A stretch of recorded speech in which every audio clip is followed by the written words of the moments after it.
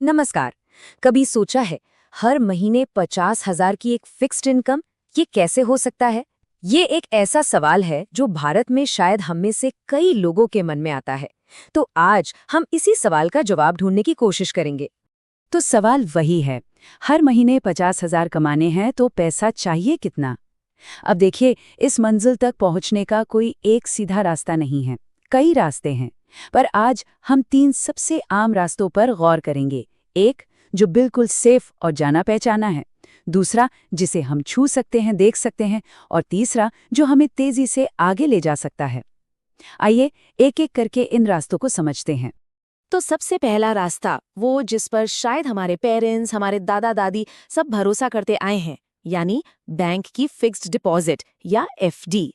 इसे सबसे सेफ माना जाता है ना? लेकिन सवाल ये है कि अगर एफडी से हर महीने 50,000 रुपए कमाने हैं तो बैंक में रखना कितना पड़ेगा? और यहीं पर इस रास्ते की पहली बड़ी चुनौती सामने आती है। आज की तारीख में करीब 6.5% के इंटरेस्ट रेट के हिसाब से आपको चाहिए लगभग 1 करोड़ रुपए। जी हाँ, 1 करोड़। ये एक बहुत बड़ी रकम है। लेकिन हाँ, इसमें एक अच्छी बात भी है, खास तौर पर टैक्स के लिहाज से। अगर नई टैक्स रजीम में है और कोई दूसरी इनकम नहीं है तो एफडी से आए इस 6 लाख के ब्याज पर 0 टैक्स लगेगा। तो ये इसे थोड़ा बेहतर बना देता है। पर इस सेफ रास्ते में भी ना एक छिपा हुआ पेंच है। जरा सोचिए, 90s में एफडी पर 12-13% तक ब्याज मिलता था, जो आज घटते घटते सिर्फ 6.5% पर आ गया है। मतलब आज 50,000 कमाने के लिए जो 1 करोड़ लग रहा है, हो सकता है कल इससे भी ज्यादा की जरूरत पड़े। चलिए अब आते हैं दूसरे रास्ते पर। यह है जमीनी रास्ता, मतलब प्रॉपर्टी में इन्वेस्टमेंट। एक ऐसी चीज जिसे हम देख सकते हैं, छू सकते हैं। तो मान लीजिए किसी ने 1.25 करोड़ रुपए का एक घर खरीदा। अब इससे कमाई कितनी होगी? तो इस घर से साल का करीब 3 लाख रुपए किराया आता है। अब इसका जरा हिसाब लगाइए। 1.25 करोड़ के इन्वेस्टमेंट पर 3 लाख की कमाई, ये बनता है सिर्फ 2.4% का रिटर्न। अरे ये तो लगभग उतना ही है जितना सेविंग्स अकाउंट में मिलता है। तो क्या करोड़ों का इन्वेस्टमेंट बस इतनी सी कमाई के लिए? ये सवाल तो बनता है। और देखिए, कहानी यहीं खत्म नहीं होती। प्रॉपर्टी के साथ ना कई छिपे हुए खर्चे भी आते हैं। घर का मेंटेनेंस, टैक्स, कभी-कभी तो घर खाली भी पड़ा रहता है, किराएदार नहीं मिलते। ये सारे खर्चे आपकी असली कमाई को और भी कम कर देते हैं। तो अब चलते हैं हमारे तीसरे और शायद सबसे दिलचस्प रास्ते पर, म्यूचुअल फंड्स।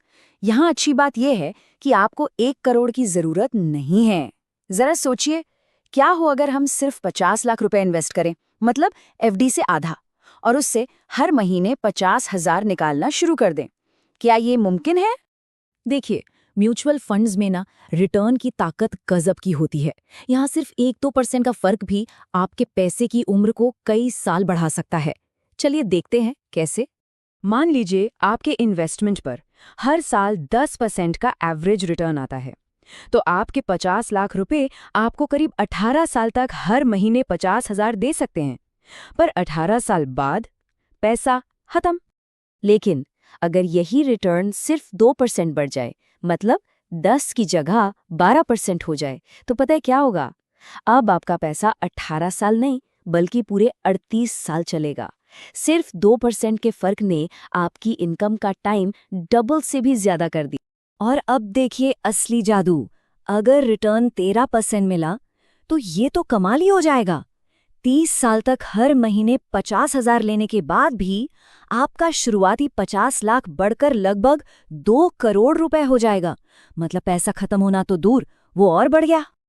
तो हाँ, म्यूचुअल फंड का रास्ता सुनने में तो बहुत अच्छा लगता है, लेकिन मार्केट के उतार चढ़ाव का क्या? उसके लिए एक स्मार्ट स्ट्रैटेजी चाहिए ताकि पैसा सेफ भी रहे और बढ़ता भी रहे। और इसका एक बहुत ही शानदार तरीका है जिसे कहते हैं 3 बकेट स्ट्रैटेजी। ये आपके पैसे को सुरक्षित रखने और साथ साथ उसे ग्रो करने का एक बहुत ही स्मार्ट तरीका है। इसे ऐसे समझिए, हम अपने पूरे पैसे को ना 3 अलग-अलग बाल्टियों में डाल देते हैं। पहली बाल्टी सबसे सेफ, इसमें अगले 2 साल के खर्चे का पैसा रखा है। दूसरी बाल्टी में अगले 4 साल के खर्चों का पैसा, इसमें थोड़ा सा रिस्क है ताकि थोड़ा ज्यादा रिटर्न मिले।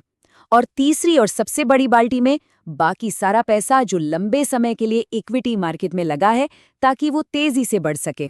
तो अब जब हमने तीनों रास्तों को ठीक से समझ लिया है तो चलिए एक आखिरी बार इन सब की तुलना करके देखते हैं। तो देखिए, सीधा सीधा हिसाब है। एफडी सेफ है पर पैसा बहुत चाहिए और रिटर्न घट रहा है। प्रॉपर्टी में रिटर्न बहुत ही कम है और ऊपर से छिपे हुए खर्चे अलग। और म्यूचुअल फंड्स जहां कम पैसे में ज्यादा रिटर्न मिल सकता है, लेकिन हाँ, मार्केट का रिस्क तो साथ में है ही। तो सवाल उठता है कि इन तीनों में से सबसे अच्छा रास्ता है कौन सा? देखिए, इसका कोई एक सीधा जवाब नहीं है। सबसे जरूरी ये है कि आपके पास अपने लिए एक क्लियर प्लान हो जो आपकी जरूरत और आपकी रिस्क लेने की क्षमता से मेल खाता हो। तो अब जब ये तीनों रास्ते साफ साफ सामने हैं तो सोचने वाली बात ये है कि किसी की अपनी फाइनेंशियल जर्नी के लिए क्या ज्यादा जरूरी है, सेफ्टी, एक ठोस एसेट या फिर ग्रोथ। फैसला हर किसी का अपना होता है। अपनी यात्रा खुद चुने।